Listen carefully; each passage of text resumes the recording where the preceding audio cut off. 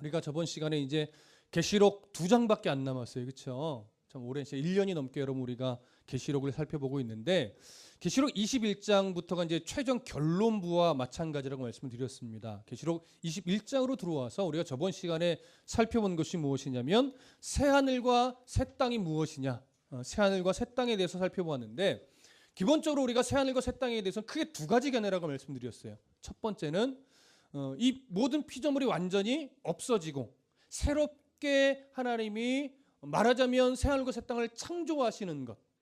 두 번째는 그것이 아니라 죄로 인해 오염된 이 피조 세계가 그 사단의 모든 세력이 심판을 받아 영원한 불못에 던져짐으로 말미암아 죄의 모든 영향력이 완전히 사라지고 이제는 모든 피조물 모든 사람이 하나님의 온전하신 통치에 이루어지는 완전한 질적으로 완전히 새로워지는 그러한 새하늘과 새 땅이다라고 두 가지 견해가 있는데 어느 견해를 취하든 크게 우리의 신학에 문제가 없고 어느 견해를 취하든 크게 상관이 없으나 우리는 성경 전체에 흘러가는 문맥과 또 계시록 1장부터 시작된 그 문맥 안에서 어느 쪽이 조금 더 건강하게 보였냐면 두 번째 견해였어요.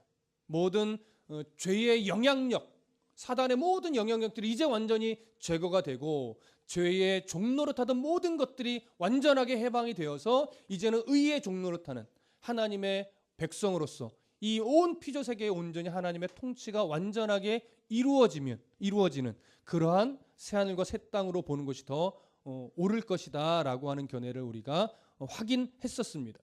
그래서 계시록 21장 4절에 보면 그 새하늘과 새 땅에 새 예루살렘 성이 임해요. 그 새 예루살렘 성은 건물로서의 의미가 아니라 하나님의 온전하신 통치라고 하는 의미가 더 깊게 있었습니다. 그래서 그 임하시는 새하늘과 새 땅의 그 새 예루살렘 성의 특징을 21장 4절에서 그렇게 정리했어요. 모든 눈물을 그 눈에서 닦아주시니 다시는 사망이 없고 애통하는 것이나 곡하는 것이나 아픈 것이 다시 있지 아니하리니 처음 것들이 다 지나갔습니다.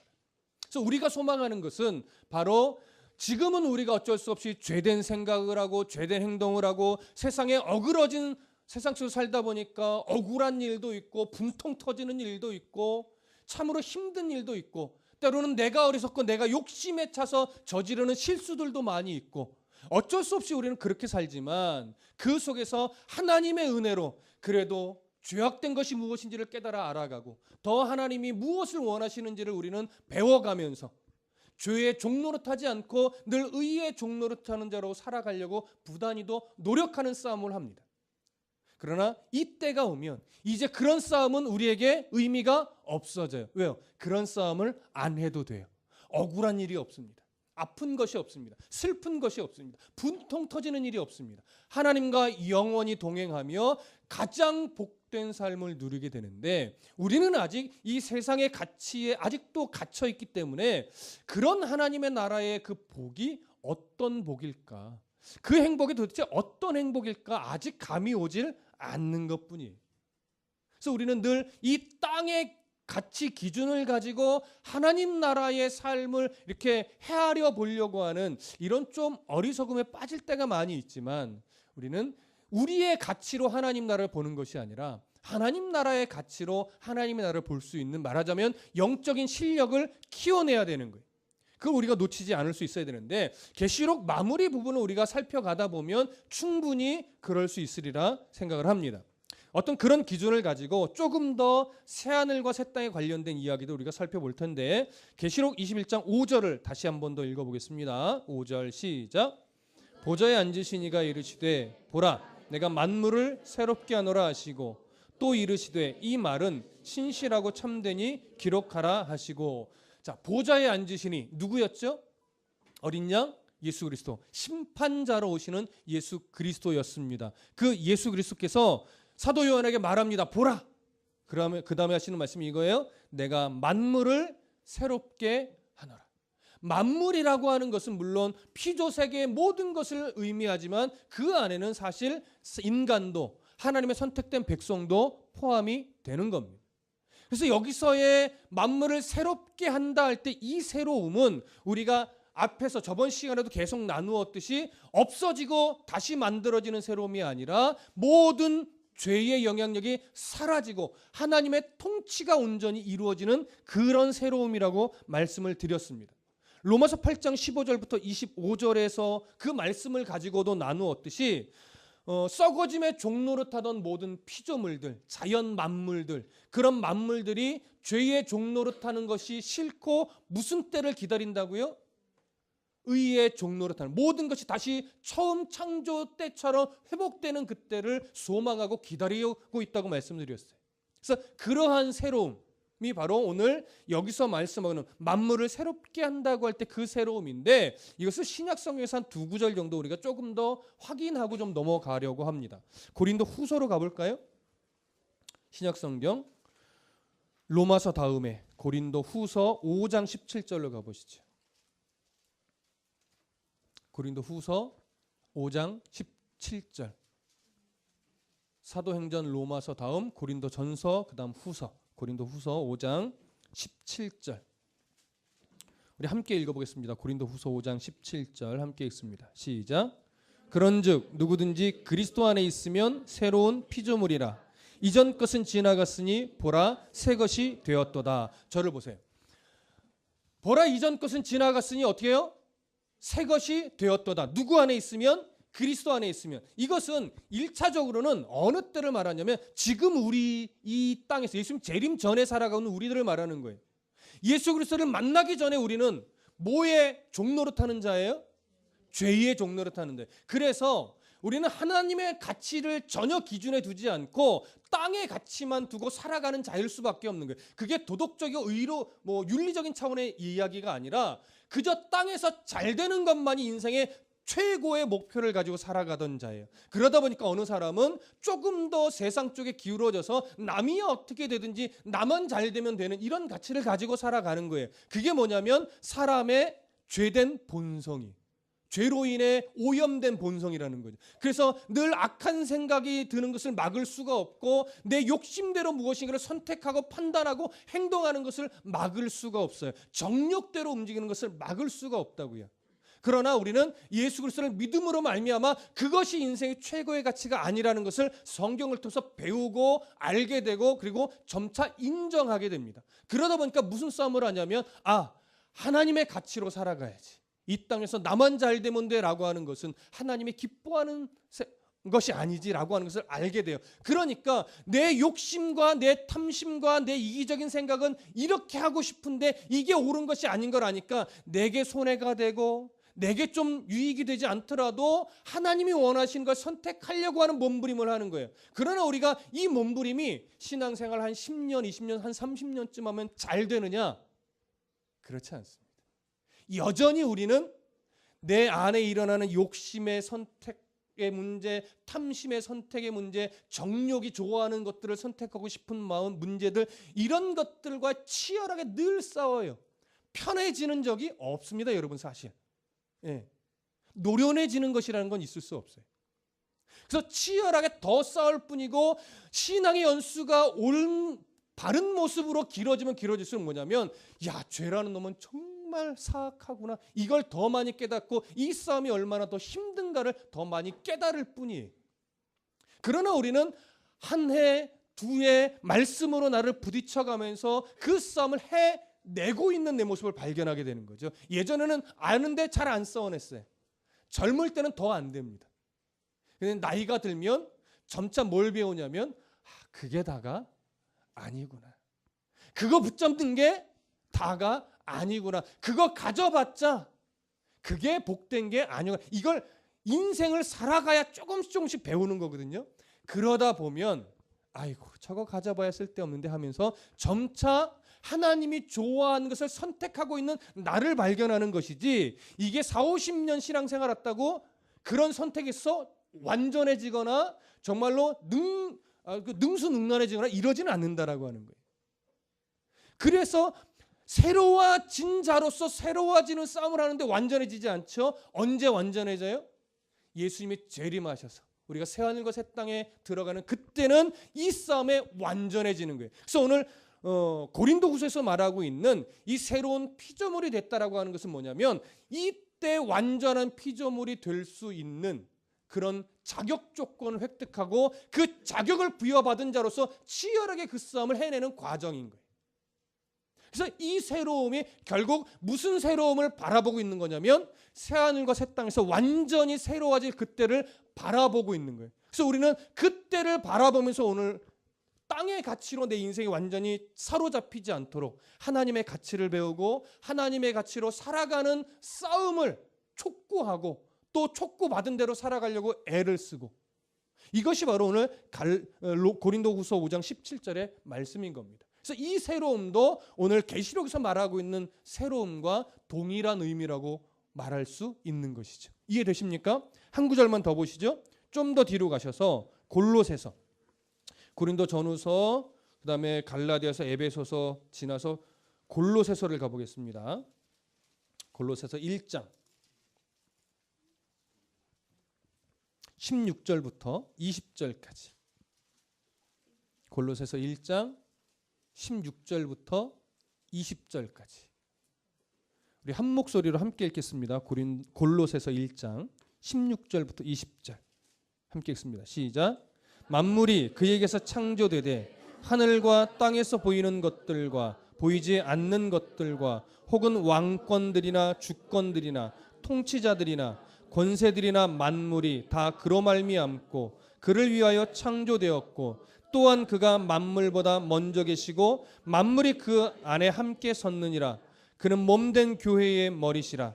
그가 근본이시요 죽은 자들 가운데서 먼저 나신 이시니 이는 친히 만물의 으뜸이 되려 하심이요 아버지께서는 모든 충만으로 예수 안에 거하게 하시고 그의 십자가의 피로 화평을 이루사 만물 곧 땅에 있는 것들이나 하늘에 있는 것들이 그로 말미암아 자기와 화목하게 되기를 기뻐하심이라. 여기 보시면 만물은 누구를 위해 창조되었어요?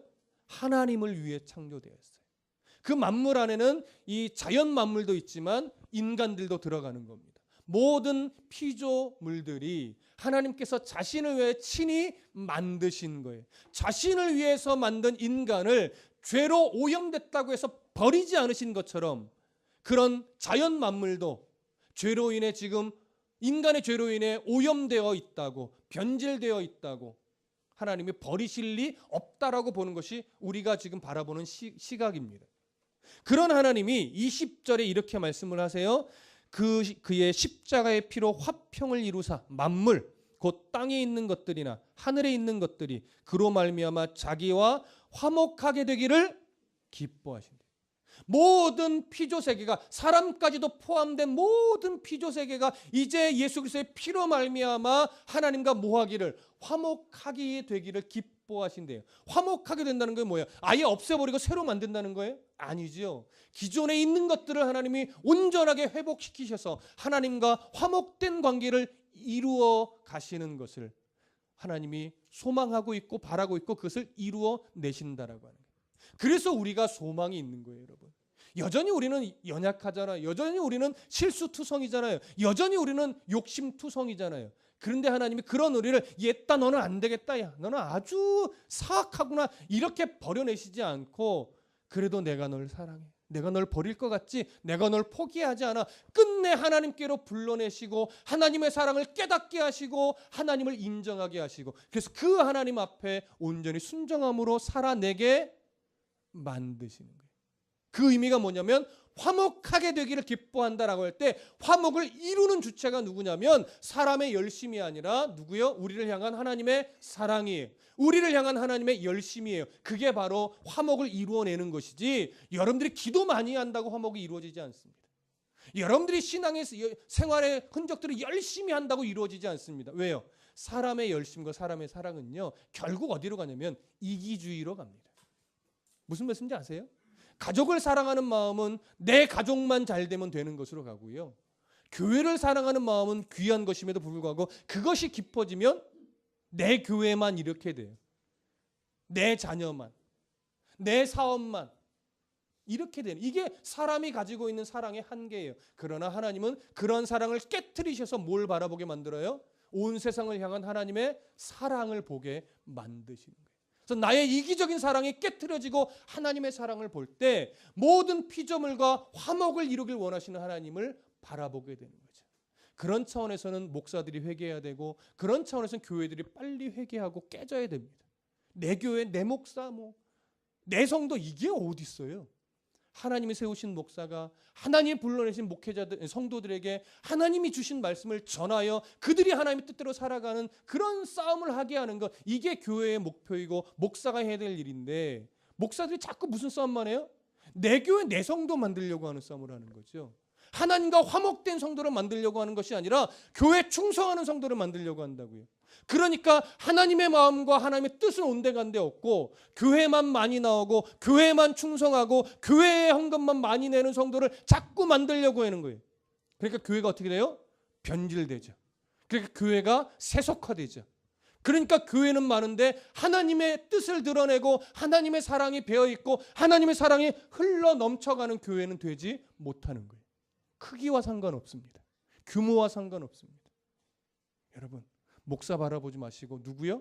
하나님의 말씀을 바라보셔야 돼요. 신앙의 뿌리를 교회에 내리려고 하지 마시고 하나님이 무엇을 말씀하시는가, 그 말씀의 뿌리를 바르고 온전하게 내리셔야 돼요.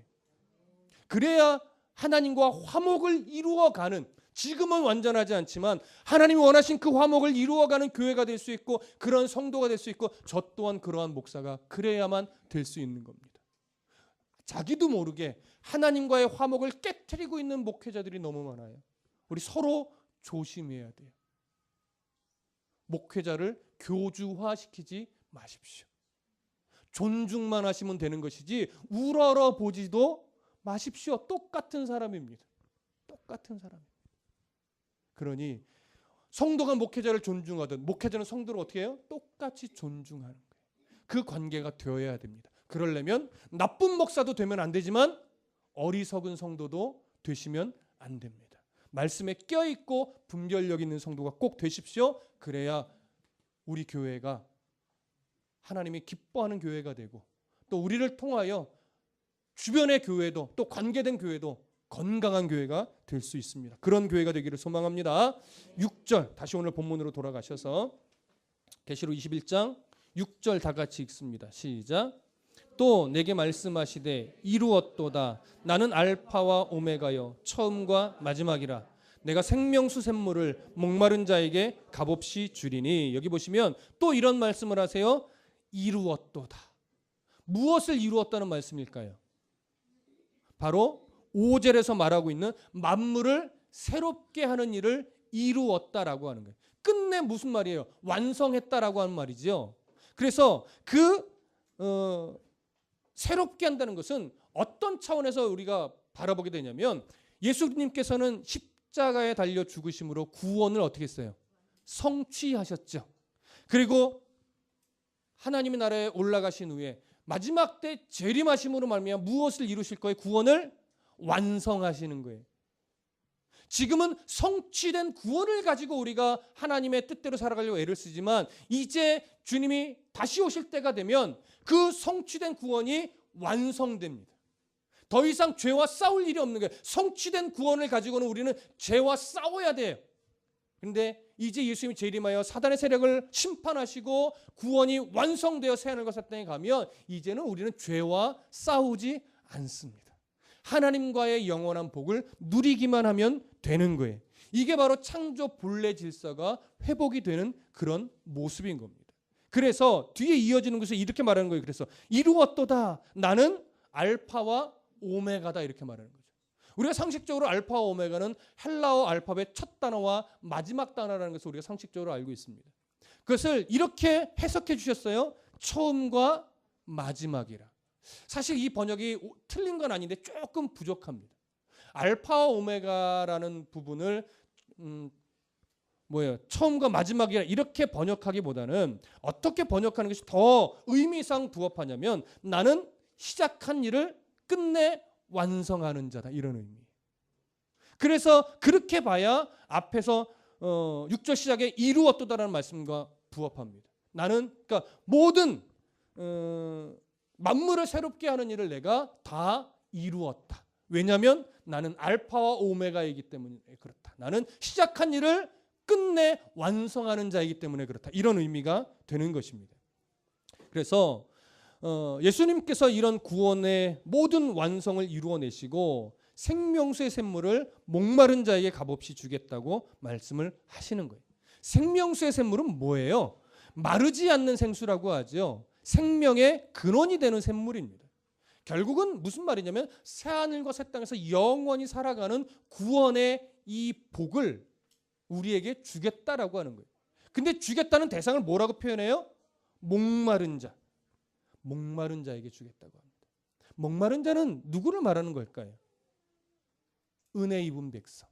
하나님 말씀대로 살고 싶어요. 하나님의 온전한 자녀로 살고 싶어요. 그러한 심령이 가난한 자. 산상수훈에서 말하죠. 심령이 가난한 자는 복이 있나니 천국이 저희 것이며. 헬라어 원문으로 정확하게 들어가면 복되도다. 심령이 가난한 자들이 이미 가지고 있는 복이요. 그들은 이미 뭘 소유했다? 천국을 이미 소유했다 이거예요. 그래서 가장 원천의 복을 이미 소유한 자라고 하는 거예요. 그 심령이 가난한 자. 그러니까 그 심령은 뭐냐면 나는 이제 하나님 없이는 살 수 없는 존재. 나는 늘 하나님의 은혜에 목말라 있습니다. 나는 늘 하나님의 은혜에 갈급해 있습니다. 오늘도 하나님의 은혜를 주시지 않으면 저는 살아갈 수 없습니다. 이러한 마음의 자세로 변화된 자. 이 자가 누구예요? 이런 자가 목마른 자예요. 이런 자가 심령이 가난한 자예요. 이런 심령이 가난함은 어떤 자의 특징이라고 말하는 거냐면 구원받은 자의 특징이라고 말하는 거예요. 구원을 받고 천국을 소유하기 위한 조건으로서가 아니라 구원받은 자가 그 심령 안에 일어나는 특징이 뭐냐? 심령이 가난해지는 거예요. 주님 없이는 살 수 없다는 고백이 날마다 일어나는 거예요. 그런 사람이 뭐예요? 심령이 가난한 자예요. 그런 자가 바로 오늘 계시록에서 말하고 있는 목마른 자예요. 여러분, 완벽한 자 이걸 말하지 않습니다. 주님 뜻대로 살아낸 자 이걸 말하지 않습니다. 주님 뜻대로 살아내고 싶은 자, 그런 간절함이 있는 자, 그런 목마름이 있는 자, 그런 자를 말하는 거예요. 여러분 다 그렇지 않습니까? 넘어지고 실수하고 내 마음이 왜 이렇게 악한가, 내 가슴을 칠 때도 많이 있었지만 그래도 이 자리에 예배하는 자들은 다 주님 뜻대로 살고 싶은 자 아니에요? 바르게 살고 싶은 자 아니에요? 목마른 자 맞습니다. 심령이 가난한 자 맞습니다. 이미 천국을 소유한 자 맞습니다. 요한복음 4장에 가보면 수가성 여인의 이야기가 나옵니다. 수가성 여인에게 예수님 말씀하십니다. 내가 누군지를 알았다면 네가 나에게 와서 영원한 샘물을 찾았을 것이다. 그 여인이 예수님을 만나자 그의 삶이 완전히 새롭게 바뀝니다. 생명수의 샘물은 삶을 바꿔내는 샘물입니다. 세상에 살아가는 가치가 뒤집어지는 물입니다. 오늘 우리가 어쩔 수 없이 세상 속에서 살아가지만 하나님의 가치로 살고자 하는 몸부림이 있다면 우리는 바로 이 생명수의 샘물을 마신 자입니다. 그 생명수의 샘물은 결국 우리를 새롭게 만듭니다. 잘 들으십시오. 내가 그 물을 마시고 내가 열심을 냈더니 새로워지더라가 아니에요. 나는 여전히 부족하고 나는 여전히 실수투성인데 그 샘물을 이미 마신 자로서 그 샘물이 나를 어떻게 해요? 새롭게 만들어내는 거예요. 그것이 성경에서 말하는 새로움입니다. 내가 열심을 내서 새로워지는 것이 아니라 그 생명수의 샘물 하나님의 말씀이 보혈의 은혜가 결국은 내 심령에서 언젠가는 역사하여 새롭게 만들어내더라. 주님이 원하시는 길에 한 걸음을 내딛게 만들어 가시더라. 주님 없이 살아갈 수 있을 줄 알았는데 세월이 흘러 인생의 역경들을 지나고 나서 보니까 나는 결국 주님 없이는 살아갈 수 없는 자였다는 사실을 깨닫게 되더라. 이게 하나님의 은혜인 거예요. 하나님은요, 한 영혼도 내 자녀를 포기하거나 실수로 놓치거나 빼앗기지 않으시는 분이에요. 여러분들이 아무리 세상 가운데로 가도 하나님은 잠시 기다릴 뿐이지 끝내 하나님이 정말 원하시는 길로 불러내고야 마십니다.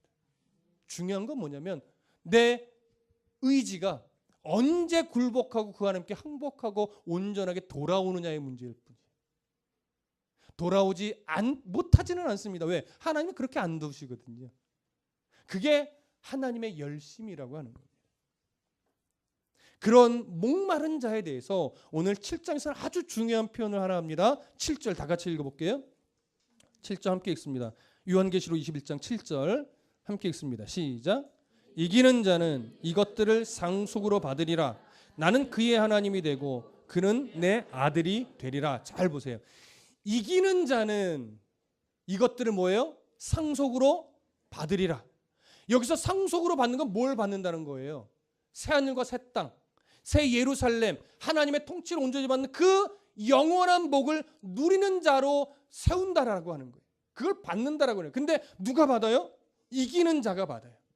이기는 자가. 자, 그러면 이 이기는 자라는 표현은 어떠한 표현인가? 우리가 이걸 좀 생각해야 되는데, 이 문제가 왜 중요하냐면 계시록에서는 분명히 뭐라고 써요? 이기는 자라고 돼 있죠. 근데 여러 사이비 이단들이 그 이단들의 교주가 자꾸 뭐라고 말하냐면 내가 그 이긴 자다. 무슨 말씀인지 아세요? 내가 그 이긴 자기 때문에 마지막 때는 나를 통하여야만 구원에 이를 수 있다, 이렇게 말하는 거예요. 예수님이 초림하셨을 때는 하나님이 보내신 자로서 그 예수를 믿어야 구원을 받지만 이제 예수님의 재림 때는 주의 이름으로 보낸 자를 믿어야 된다. 그 주의 이름으로 보낸 자가 누구냐? 바로 이 계시록에서 말하는 이긴 자다. 근데 말씀으로 이긴 자가 누구냐? 말씀으로, 하나님의 말씀의 영감으로 받아서 특별한 구원의 길을 밝혀 조명해 주신 바로 우리 교주님이시다, 이렇게 가는 거예요. 드러내놓고 우리 누구누구 교주가 이긴 자의 메시아다 이렇게 말하지는 않지만 그들의 교리를 더 파고 들어가 보면 결국 이긴 자를 누구라고 말하는 거냐면 자기 교주라고 말하는 거예요. 처음에는 세뇌되기 전에는 안 드러내요. 세뇌된 후에는 본색을 드러냅니다. 내가 그 이긴 자다라는 거죠. 그러니까 마지막 예수님의 재림 때에는 나를 통해야만 어떻게 해요? 구원에 이른다라고 하는. 그렇게 되면 어떤 문제가 생겨요? 구원의 기준이 둘이 되는 거예요. 예수님의 초림 때는 예수를 통하여 구원받고 예수님 재림 때는 이긴 자 다른 존재를 통하여 구원받는 이중적인 구원의 길이 되는 거예요. 그러나 요한복음 14장 6절에 가보면 예수께서 이르시되 내가 곧 길이요 진리요 생명이니 나로 말미암지 않고는 아버지께로 올 자가 없느니라 분명하게 말씀하고 있습니다. 예수님을 통하여야만 구원에 이르는 거예요. 근데 이것을 자꾸 성경을 왜곡시키면서 하나 둘씩 조금씩 교묘하게 바꿔놓고서 구원의 길을 두 갈래로, 때로는 세 갈래로 자꾸 만들면서 그 한 갈래를 누구를 통하는 것으로 자꾸 만들려고 하는 거예요. 사람을 통하는, 누군가를 통하는 길로 자꾸 만들어내려는 게 이단의 사설입니다. 어리석은 거죠. 예수 그리스도 외에는 구원의 기준이 되는 게 있을 수 없습니다. 여러분 잘 들으세요. 구원에 이르는 가장 효과적인 길이 아니에요. 구원에 이르는 유일한 길이에요. 그래서 이단을 분별하는 가장 기본적인 기준은 뭐냐면 구원의 기준을 예수 그리스도에게로만 맞추고 있느냐를 보시면 알아요. 예수를 말해요, 이단도요. 예수 그리스도의 보혈의 은혜를 이야기한다고요. 찬송가도 불러요. 성경 구절도 다 이야기해요. 근데 들어가다 보면 자꾸 구원에 이르는 길을 예수 그리스도 외에 다른 거를 붙여요. 우리 교회에 와야만 구원을 이룬다든가, 우리 교주의 어떤 무엇인가를 믿어야만 구원에 이른다든가, 아니면 우리 믿음으로 들어와서 재산을 바쳐야만 구원에 이른다든가, 자꾸 이런 식으로 구원의 갈래를 예수 그리스도와 함께 하나를 더 붙이려고 한다고요. 그게 종말의 모습이에요. 그게 이단이에요. 그게 사입이에요. 여러분 넘어가지 마십시오. 구원에 이르는 길은 오직 하나, 예수 그리스도 외에는 없습니다. 어느 교회 가야 구원받는 것도 없습니다. 여러분 잘 들으십시오. 지금의 유형 건물은요, 역사와 현대 문화로 오면서 생겨난 거예요. 이건 교회가 아니라 예배당이에요. 정확하게 말하면 교회는 이렇게 예수님이 불러낸 자들이 모여서 예배하는 이 모임, 이게 교회. 그래서 에클레시아라고 하는 거예요. 불러낸 자들의 모임. 근데 예배하는 자는 없고, 그러니까 하나님을 온전히 사모하여 찬송하고 구원의 감격 가운데 예배하는 자는 없고, 예배 건물 안에 사람만 모여 있다고 교회가 아닌 거죠. 무슨 말씀인지 아세요? 근데 자꾸 교회가 그래서 건물에 목을 매면 안 돼요. 호세아서 강의할 때 수요일도 말씀드렸지만 교회를 조금 더 효과적으로 치장하고 꾸미고 세팅하는 건 나쁜 게 아니에요. 그런데 과하게 치장하면 마치 하나님이 큰 건물, 세련된 건물을 기뻐하시는 것처럼 착각하게 되는 거죠. 하나님은 세련된 건물을 원하시지 않아요. 뭘 원해요? 진정한 찬양을 원하시고, 진정한 기도를 원하시고, 말씀 앞에 순종하는 진정한 삶을 원하시는 거예요. 그런 성도들이 모이는 곳이 교회이지, 이것은 교회가 아니라 예배당입니다. 다만 현대로 올수록 이게 고정화된 표현이기 때문에 우리가 그냥 다드림 교회 이렇게 말하는 거죠. 다드림 교회는 이 말하자면 주소로 따지면 안산시 상록구 일동에 있는 여기 이 집원을 말하는 것이 아니라 여러분들이 모여 예배하는 이 자리를 말하는 겁니다. 이 모임을 말하는 거예요. 그런 교회가 되셔야 돼요. 그런데 자꾸 이단들은 그런 것을 초점을 여러분들 안에 있는 예수 그리스도로 맞추지 않고 거기다가 살짝 누구 한 사람을 자꾸 집어넣는 거예요. 어느 한 단체를 집어넣는 거예요. 어느 한 교회를 자꾸 집어넣는 거예요. 틀립니다. 다드림께 별로 중요하지 않습니다. 이태희 목사 별로 중요하지 않습니다. 여러분들 안에 예수 그리스도를 정말로 인생의 주인으로 섬기고 그 가치로 살아가려고 하는 싸움을 하고 있느냐, 이게 가장 중요합니다. 계시록 2장부터 3장에 가보면 소아시아의 7교회를 예수님이 예로 들면서 오늘날 교회의 어떠한 모델로서 그 내용들을 다 주셨어요. 거기 보면 다 결론이 뭐냐면 이기는 자들에게는 내가 이런 것을 주리라 해요. 제가 읽어드릴게요. 잘 들으세요.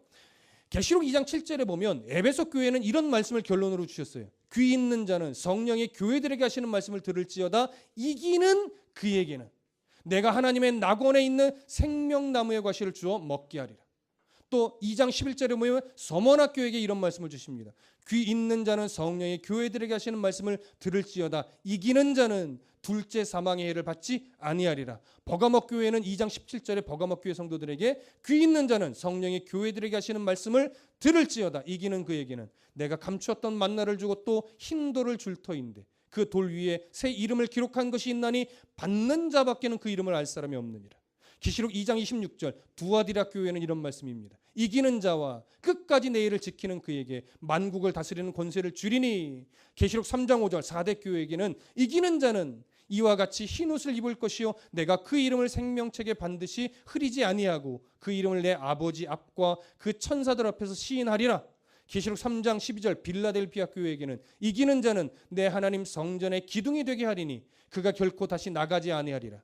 내가 하나님의 이름과 하나님의 성 곧 하늘에서 내 하나님께로부터 내려오는 새 예루살렘의 이름과 나의 새 이름을 그의 위에 기록하리라.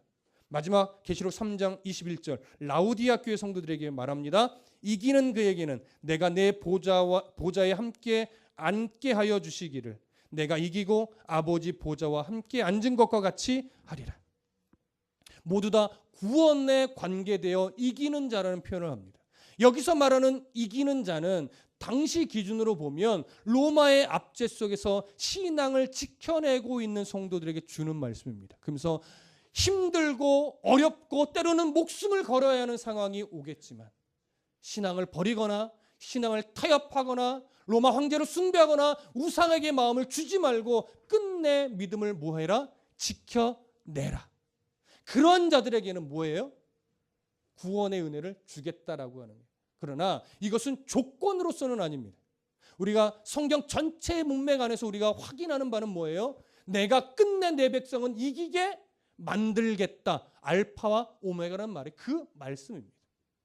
근데 이것을 교주 쪽으로 초점을 맞추면 안 되는 거죠. 오늘날 똑같아요. 세상의 모든 문화와 가치들이 하나님의 백성으로 살아가기가 힘든 가치일 것이다. 거기서 타협하지 않고 양보하지 않고 그 세상 속에서 살아가기는 참 힘들다.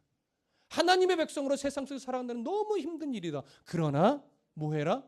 이겨내라. 그러나 견뎌내라. 그러나 신앙의 사람으로 살아가기를 포기하지 말고 세상의 가치에 타협하지 말고 뭐해라? 믿음의 성도로 살아내라. 이런 얘기예요. 제가 존경하는 어느 목사님이 이런 글을 SNS에 좀 올린 적이 있어요. 저는 너무 공감대가 됐는데 사실 굉장히 힘든 일이에요. 목사든 교회든 성도든 세상의 법정에 서게 될 때가 원치 않아도 있고 자기 실수로 서는 경우도 있다.